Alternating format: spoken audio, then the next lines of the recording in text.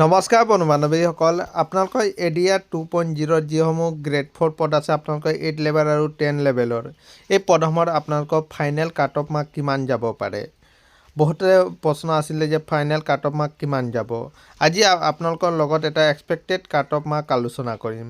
আৰু ইতিমধ্যে আপোনালোকে ৰিজাল্ট ডেটটো গমে পাইছে যে আপোনালোকৰ 7 মাৰ্চৰ ভিতৰত আপোনালোকৰ ৰিটেন এক্সামৰ ৰিজাল্ট ঘোষণা কৰা হ'ব।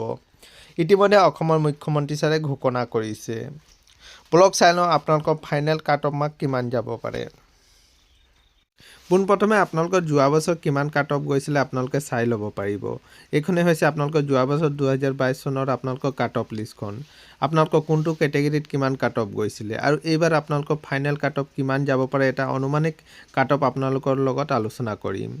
আপোনালোকে চাব পাৰে যোৱা বছৰ আপোনাৰ জেনেৰেল কেটেগৰীত গৈছিলে 79 আপোনালোকৰ 10 পাছৰ আৰু 8 পাছৰ গৈছিলে আপোনালোকৰ 74 আৰু আপোনালোকে SC কেটেগৰী গৈছিলে আপোনালোকৰ 73 আপোনালোকৰ 10 পাছত আৰু আপোনালোকৰ 63 আপোনালোকৰ 8 পাছত আপোনালোকৰ কাট অফ গৈছিলে আৰু আপোনালোকে ST কেটেগৰীত গৈছিলে আপোনালোকৰ 10 পাছত 71 আৰু আপোনালোকৰ 8 পাছত গৈছিলে আপোনালোকৰ 60 আৰু OBC কেটেগৰীত গৈছিলে আপোনালোকৰ 72 আপোনালোকৰ 10 পাছত আৰু আপোনালোকৰ 62 আপোনালোকৰ 8 পাছত আপোনালোকৰ কাট অফ গৈছিলে।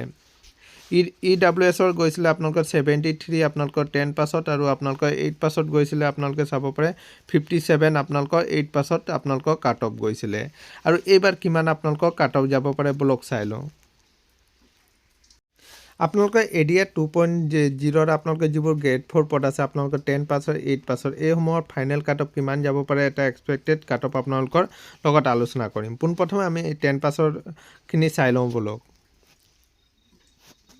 আপোনালোকৰ জেনেৰেল কেটেগৰীত আপোনালোকৰ 85ৰ পৰা আপোনালোকে 90 লৈকে যোৱাৰ সম্ভাৱনা আছে আৰু OBC কেটেগৰী হ'লে আপোনালোকৰ 80ৰ পৰা 84 লৈকে আৰু আপোনালোকৰ SC কেটেগৰী হ'লে আপোনালোকৰ 76ৰ পৰা আপোনালোকে 80 লৈকে যোৱাৰ সম্ভাৱনা আছে আৰু SC কেটেগৰী হ'লে আপোনালোকৰ 78ৰ পৰা আপোনালোকৰ 82 লৈকে যাব পাৰে আৰু 8 পাছত আপোনালোকৰ জেনেৰেল কেটেগৰী হ'লে আপোনালোকৰ 78ৰ পৰা আপোনালোকৰ 82 লৈকে আপোনালোকৰ কাট অফ যাব পাৰে আৰু OBC কেটেগৰী হ'লে আপোনালোকৰ 66ৰ পৰা আপোনালোকৰ 72 লৈকে কাট অফ যাব পাৰে আৰু SC কেটেগৰী হ'লে আপোনালোকৰ 69ৰ পৰা আপোনালোকৰ 72 লৈকে আপোনালোকৰ কাট অফ যাব পাৰে আৰু ST কেটেগৰী হ'লে আপোনালোকৰ 66ৰ পৰা আপোনালোকৰ 70 লৈকে কাট অফ যাব পাৰে।